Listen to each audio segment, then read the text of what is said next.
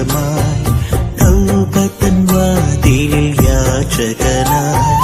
നൂലിഴ പോലൊരു ജീവിതമായി തൗബത്തൻ വാതിലിൽ യാചകനായി നിത്യം നിന്റെ സവിധം തേടുന്നു ഞാൻ അഭയം നീയല്ലാതെ ആരാണല്ല തീ കെടുത്താൻ അല്ലാ